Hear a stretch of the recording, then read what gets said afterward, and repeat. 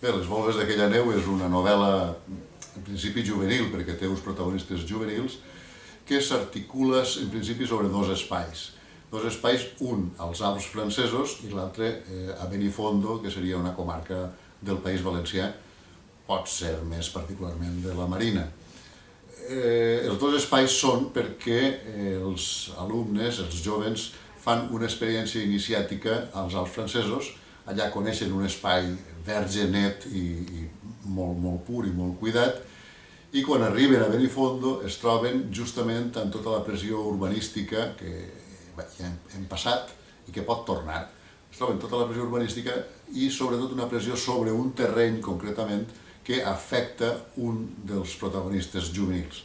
Tot això comporta explicar també què és la corrupció, com funciona la corrupció en un ajuntament, com es corromp un alcalde i quins són els mecanismes dels especuladors per a arribar a la corrupció.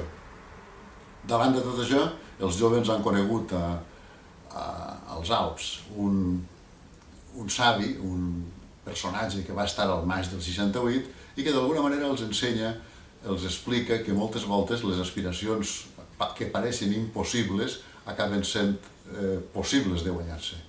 I a partir d'aquella lliçó els jovens s'organitzen, articulen un moviment de defensa de la terra i no diré com acaba perquè això seria fer una cosa que no es deu fer.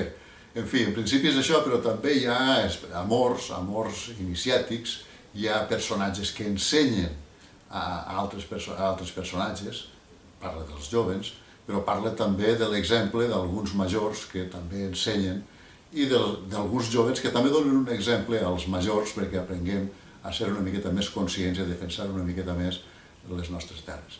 Hi ha una sèrie d'homenatges també a personatges que per a mi han estat importants i que d'alguna manera han tingut influència en la cultura recent del nostre país, i un poc és això, les volves d'aquella neu.